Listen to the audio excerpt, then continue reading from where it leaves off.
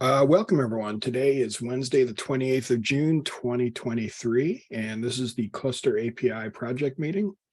Cluster API is a sub-project of Kubernetes SIGs, and as such, we follow their meeting guidelines, which basically means treat everyone as you would expect to be treated, which is to say kindly, and please raise your hand if you'd like to talk, and I will call on you.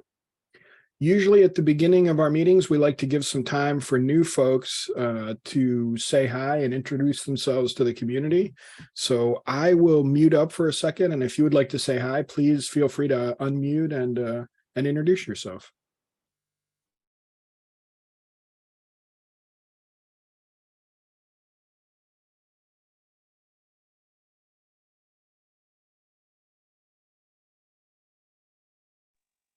All right, I am not seeing anyone unmuting, so we will move on to the regular agenda. So open proposals readout. Do we have any open proposals that need to be checked in on here? I guess Jack or Richard or Fabrizio, is there anything we need to say about the contract changes? Jack is not here, if I'm not wrong. I don't have updates.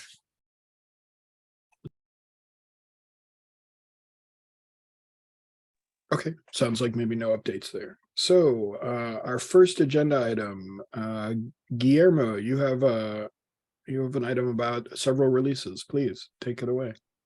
Yeah, real quick, just announcement that yesterday we released the new patch versions for 1.4, 1.3, and the first beta for 1.5.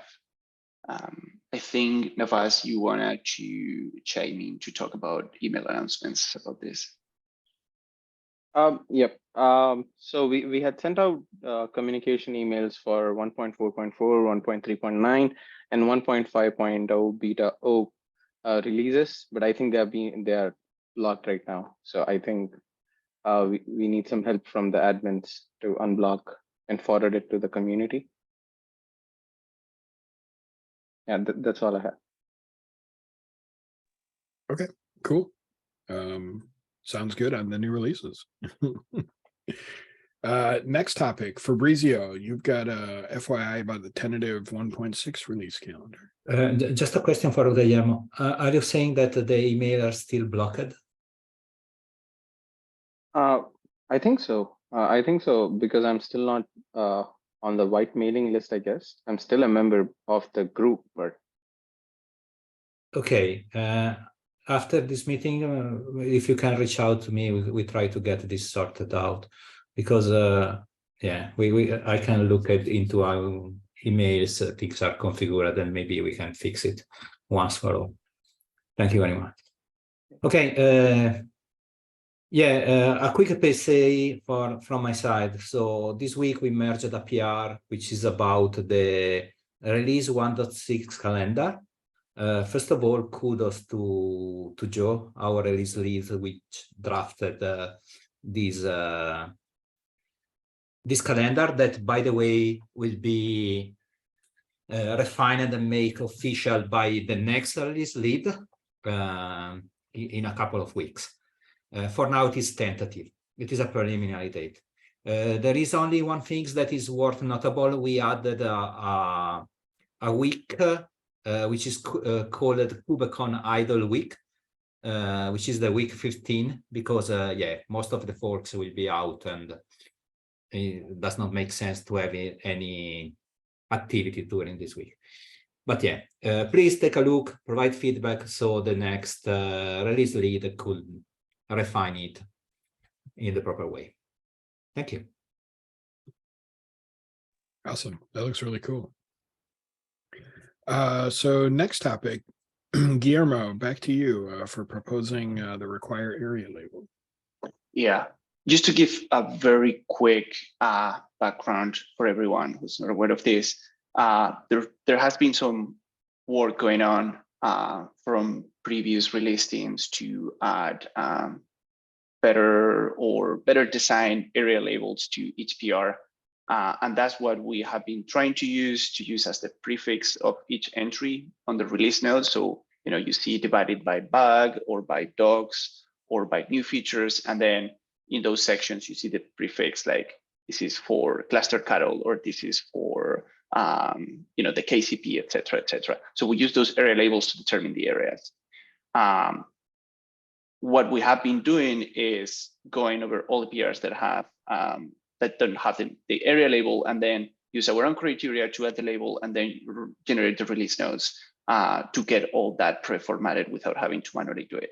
So as for background, and the proposal is, or more than a proposal is, I want to open the conversation and see what the community thinks about adding some kind of like merge block through PROW, etc., to make sure that each PR has at least one area label before it gets merged. Now, we've been talking about this in the release team. We are aware that this creates friction, right? Like we're adding one more step to the merging process, and this work needs to be done either by the author or the reviewer or both.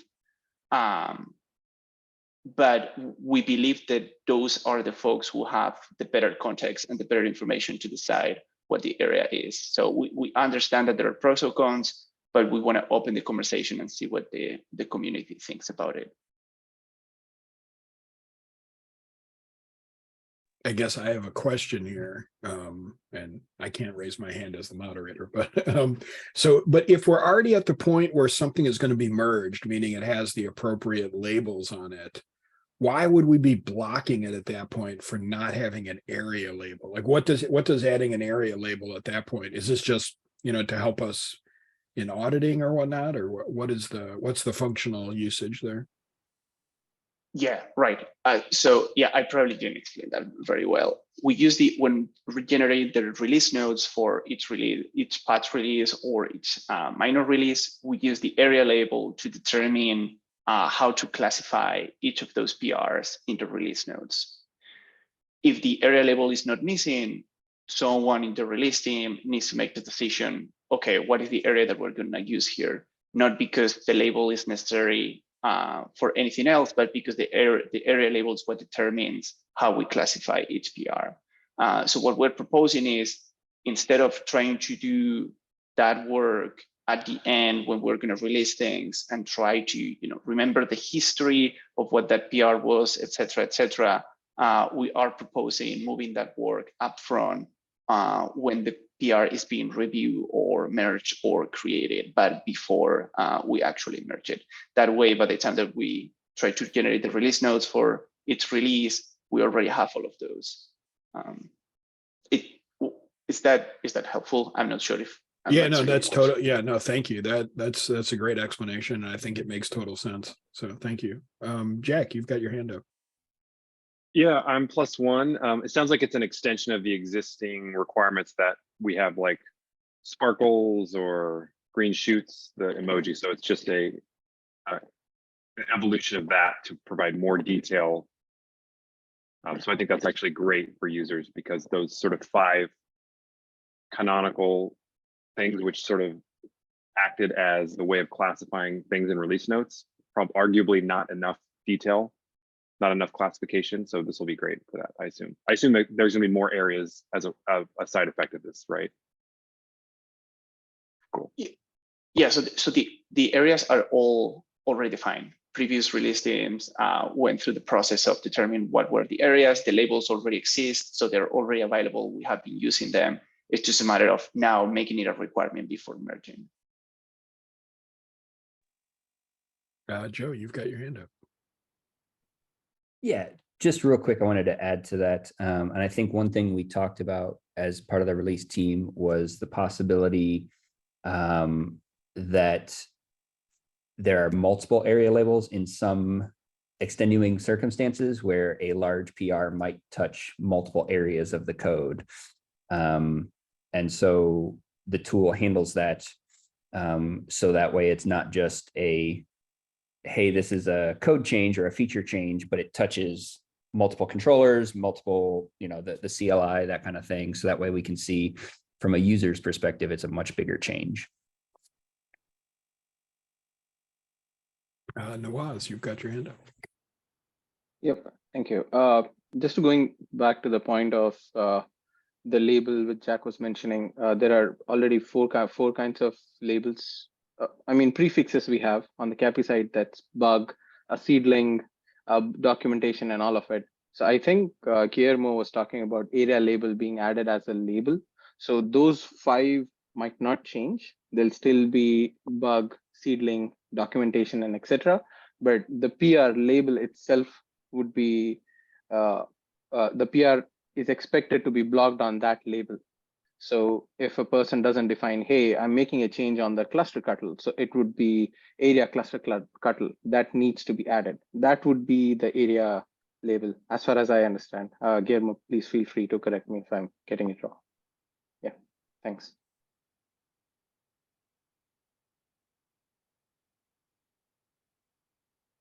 So I guess I mean, this sounds like a good idea. I guess the next step is like, do we need anything more than just kind of agreeing on it in the meeting here, or should we have an issue on the cluster API repo where everyone could kind of like put a thumbs up, thumbs down, and then give it like a week or two, and then make the change after that?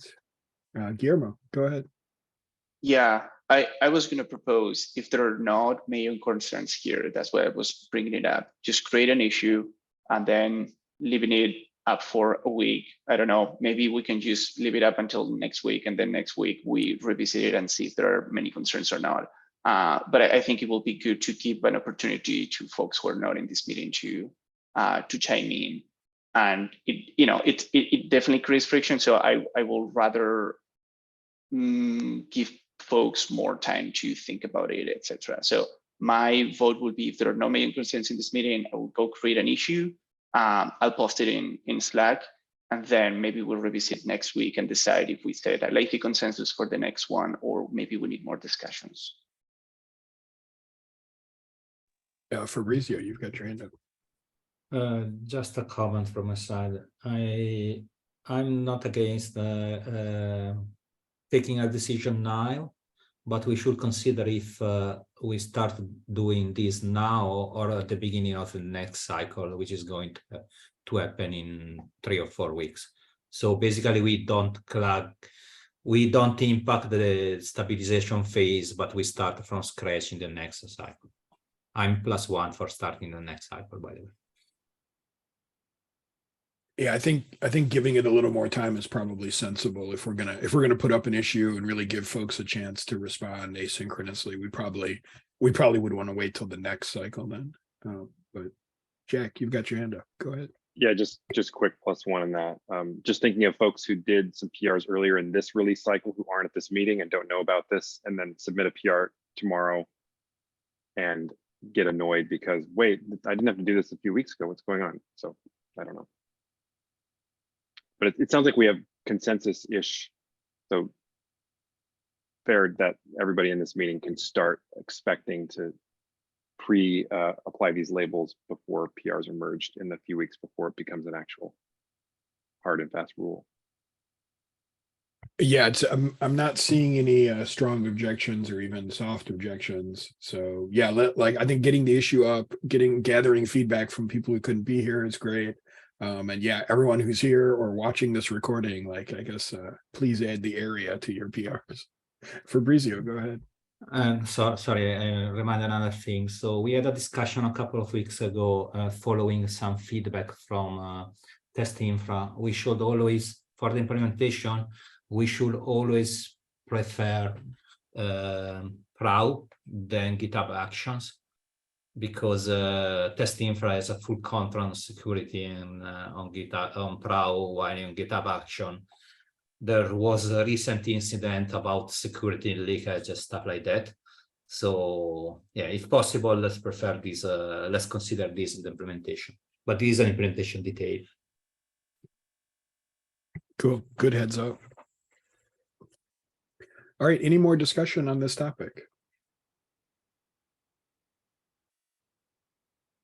All right, I'm not seeing any hands, so we'll move on to the next one. Joe, you want to discuss pushing the 1.50 beta? Yeah. So next week is July 4th for the US, which is a holiday. And a lot of the team is going to be off, it looks like.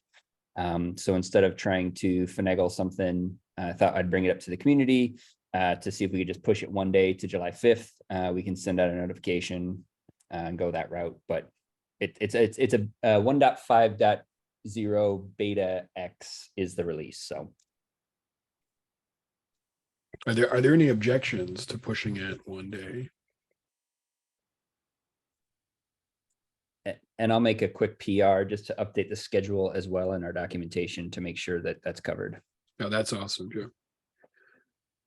Okay, I'm not seeing anyone kind of making noise about this in chat, so I'd say let's go forward with that. And Joe, like, yeah, feel free to put the PRs up and kind of change things over.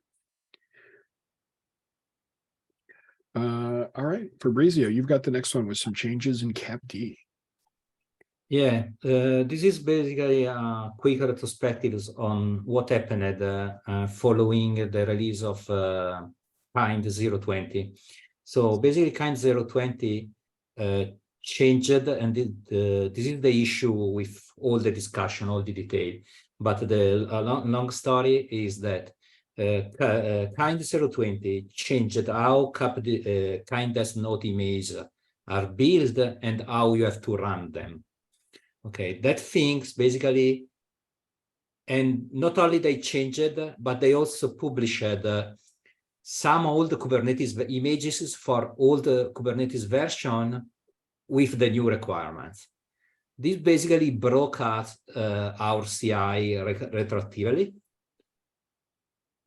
for all the Kubernetes version where a new version of the image has been published.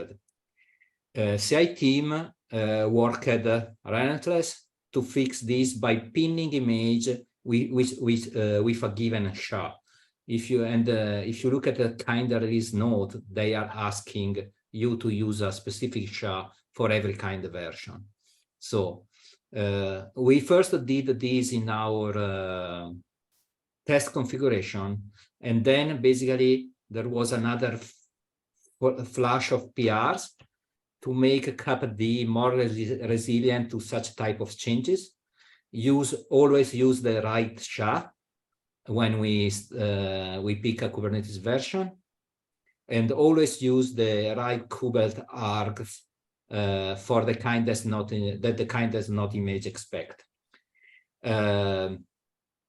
So this is a long story. If you find some, if you still have some issue running Kind or KDE, please reach out. Those changes are in the main and in the 1.4 branch. They should be in the release that we got yesterday. So everything should be fine now. Should be okay now. I want to thank you, the CI team and all the maintainers that basically dedicated a lot of unplanned time to this one, to this issue, and made it possible to cut yesterday release, even if 1 week ago, basically our CI was totally screwed up. And so this is a huge work. Congrats to everyone again. And yeah, this reminds me that this is a good opportunity.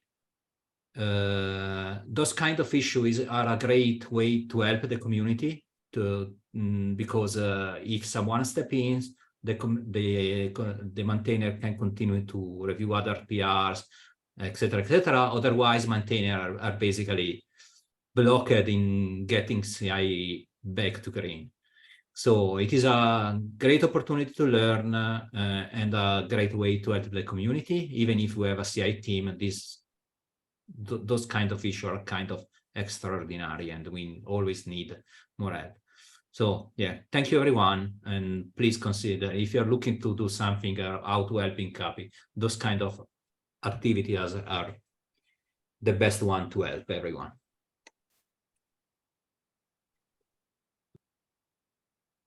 Yeah, thanks to the CI team. That sounds like an extremely frustrating thing to deal with at the last minute there. Does anyone have questions or comments about this this update? Okay, I'm not seeing anything, but if you run into problems running the test infrastructure, please reach out. It might be related to this. Next topic, Jonathan, a reminder to please take a look at the machine pool machines PR. Take it away. Yeah, it's pretty self-explanatory. Just wanted to remind folks to take a look at the machine pool machines implementation. This is just the CAPI core components. So there are two other PRs as well, but this is the main one we would want to move forward on because the others kind of depend on this.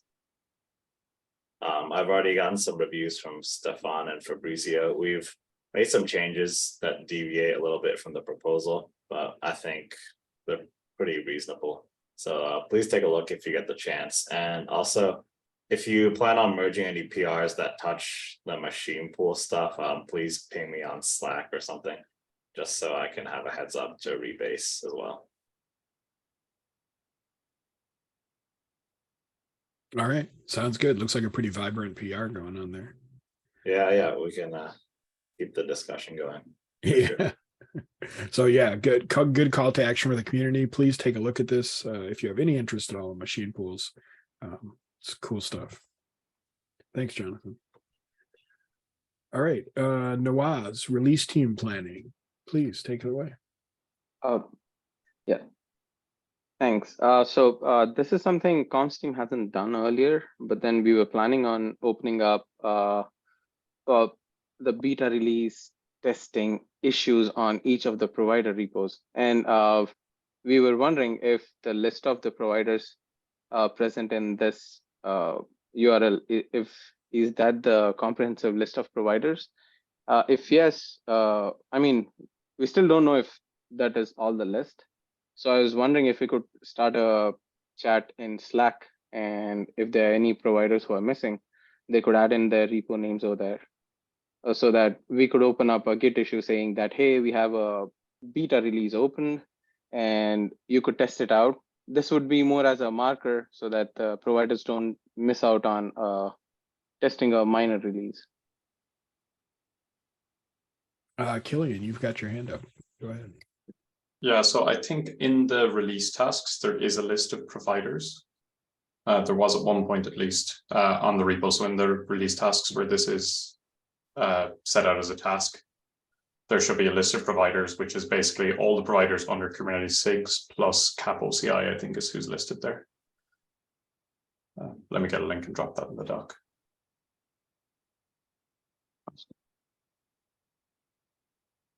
I'll check too. Thanks for that.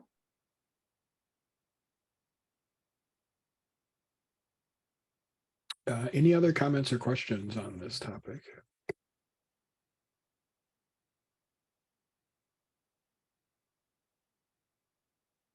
All right, I'm not seeing any hands go up. So yeah, Nawaz, I guess like following up in Slack, or maybe just trying to put out some announcements, maybe send a mailer out just to see if we can maybe catch some other providers who haven't communicated yet.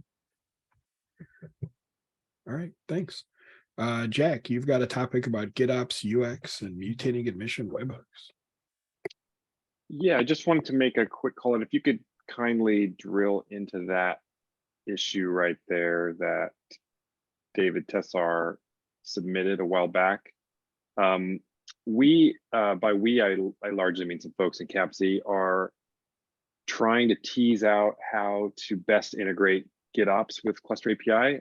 There are some communities who've already done this. And one of the sort of like common themes in terms of UX friction is the fact that in any kind of GitOps situation, the GitOps data source wants to be the source of truth, and it's now competing with Kubernetes, which also wants to be the source of truth.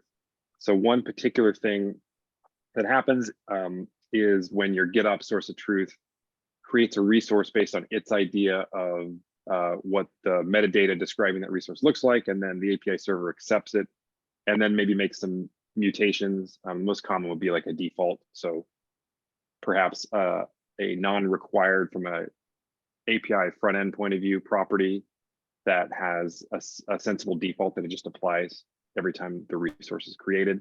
So now you have a delta between the GitOps' source of truth and Kubernetes' source of truth. So this issue is trying to tackle one particular side effect which is that reapplies could collide with that default property assignment having been made, combined with another webhook that validates immutability.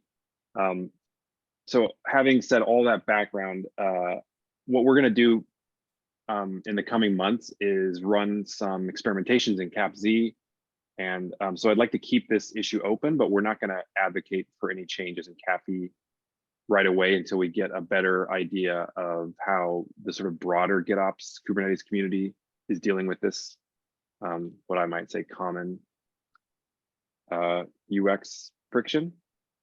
So I just wanted to call that out. And if anyone here is interested or is like working on GitOps and is successfully solving for this, or at least I'm not sure how you can easily solve for it, but I'm going to be on paternity leave for most of the summer, so see everybody in September, but maybe reach out to David and other folks in CapZ. Go ahead, Stefan. Yeah, I just want to share some experiences we made with server-side apply in Cluster class. Basically, we also had a problem that different controllers were fighting over objects. And basically it worked out well at the point where various controllers were owning different fields, and they're not trying to take ownership of, or they didn't have different opinions on the field. Basically, like one controller was writing one subset of the fields and another controller was writing another subset of the fields. I'm not sure if we can get to the point where basically GitOps just deploys a YAML and it won't be changed in any way at all, because there are just in general a bunch of controllers which are also writing back into their own spec. So it's not only mutating webhooks. It is also, I don't know, the Kappa controller, maybe the CapC controller. If you do some bring your own network stuff, they're writing parts of their spec once they did something in the cloud, or control plane endpoints which are written as part of the spec. Then there's stuff like Open API defaulting, which also happens, but it's not in any of our webhooks. Just want to share it. I don't know if it helps in any way. I got your point that we don't have to discuss like making changes now. So just give I think the experiences we had. Bring up the Open API defaulting. That's probably not something you can actually fix, because by virtue of using Open API, some of that stuff is a black box and you can't like inject. So one approach would be to define an annotation that all of these various mutating actors can consume and say, oh, actually, I'm not supposed to mutate, so I'm going to reject instead, or something like that. That way you're giving a signal back to the GitOps source of truth that like, this is insufficient data to traverse all of our mutations without mutating. Another response would be to standardize like a data response payload with the outcome and then have GitOps update itself. Go ahead.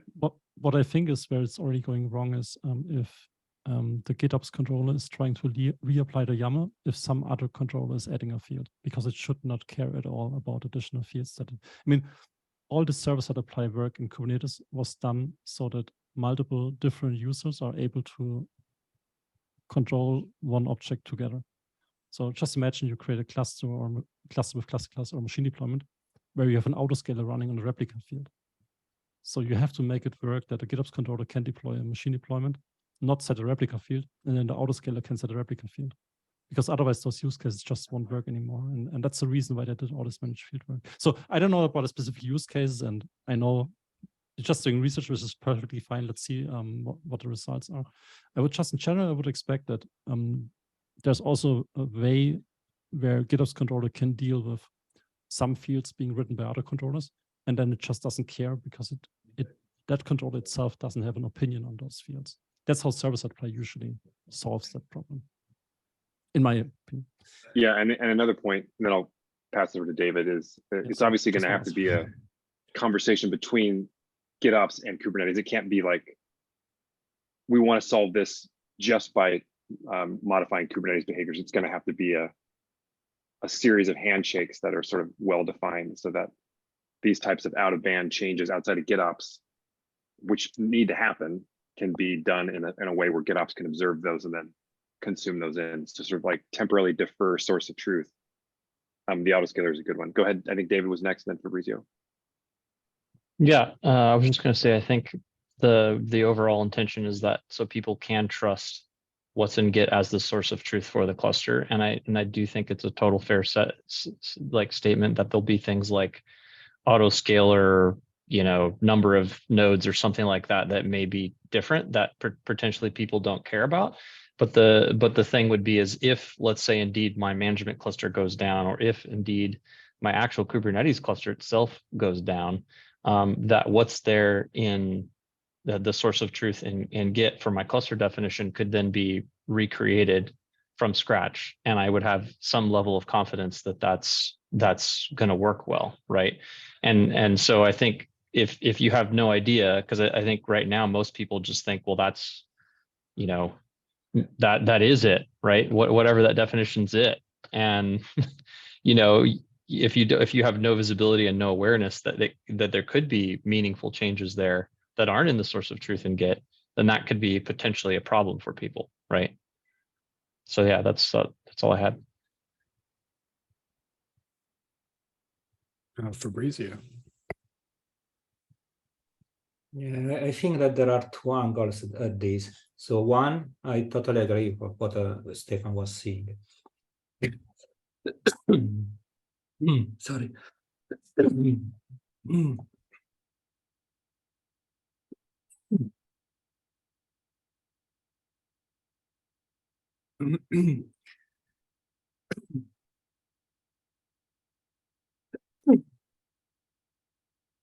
I have to speak later, sorry. Okay. I also saw a comment in chat there from Mike about using the cluster API operator as well. I'm not sure if that was tongue in cheek or if that was another option to kind of consider here as well. No, I think it's related to cluster itself. Cluster API operator is about mentioned providers, but technically we can discuss what we can do with the operator to fix this issue.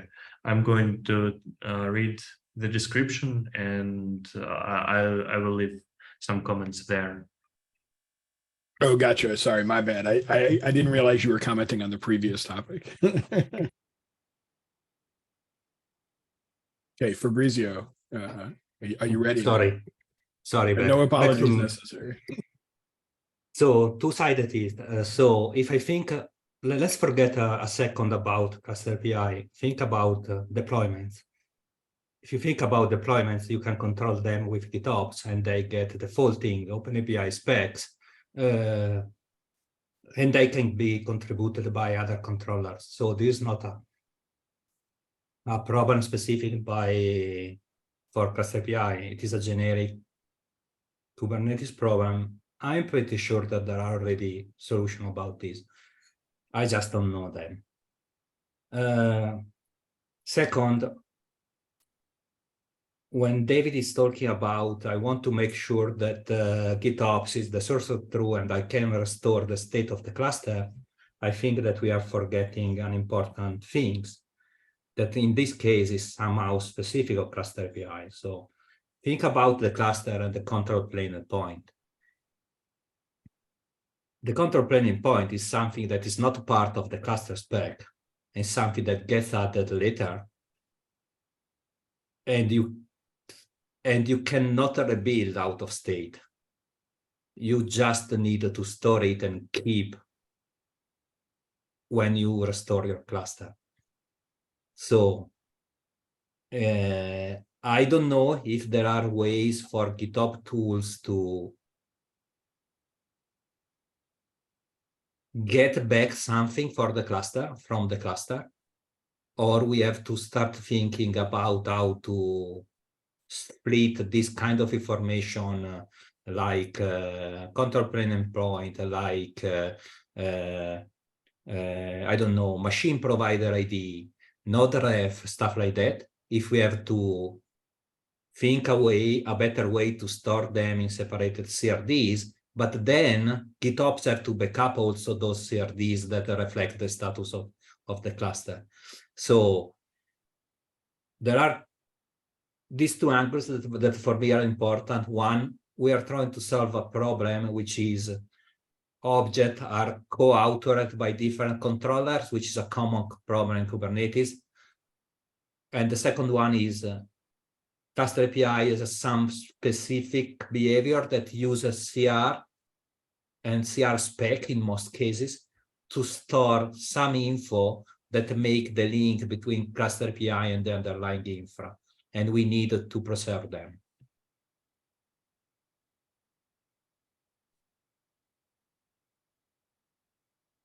So this sounds like a fairly deep topic with multiple. Yeah, I mean, the really the purpose of solutions. my coming here was just to say nothing's going to happen in CAPI anytime soon. Fabrizio, your response suggests we need like a GitOps dependabot, so that every time you submit something from your GitOps, Kubernetes submits a bunch of PRs back to the GitOps, so you have the source of truth updates.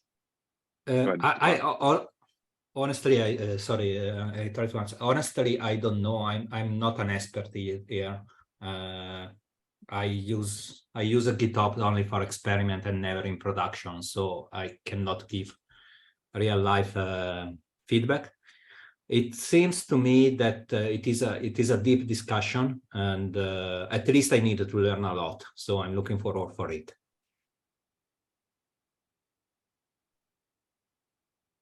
Stefan, you've got your hand up. Yeah, just want to add like one point to the things that you have to consider this. I had a discussion like at last KubeCon with someone from upstream KK basically, what they did for some new design, but it doesn't really matter here.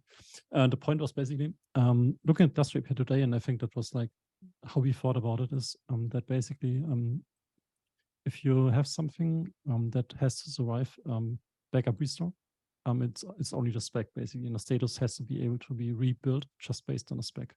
And I think that was the reason why we made decisions like in Kappa and maybe also CAPC, that in the bring your own case, we write back certain data into the spec, like, I don't know, some IDs from AWS and stuff. So that's actually preserved.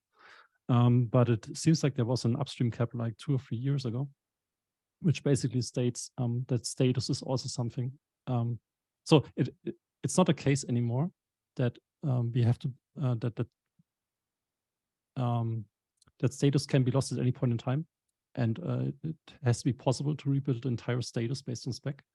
Status can also be used to store stuff basically. So it could be that you have to your spec, you reconcile something, then you store important stuff in status, and you can rely on this stuff in status and further reconciles, which basically means for the GitHub story and for the backup recovery story.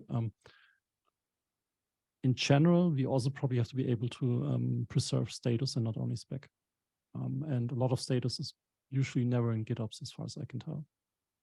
So as far as I know today in cluster API, everyone just writes persistent stuff in spec. So it's probably not an issue yet. But upstream guidance is that status can be definitely also used for things like that. Just sharing. I can dig up the cap. Yep. I have it open. I will pass the link. Okay, thanks, Fabrizio. Are there any other questions or comments on this topic?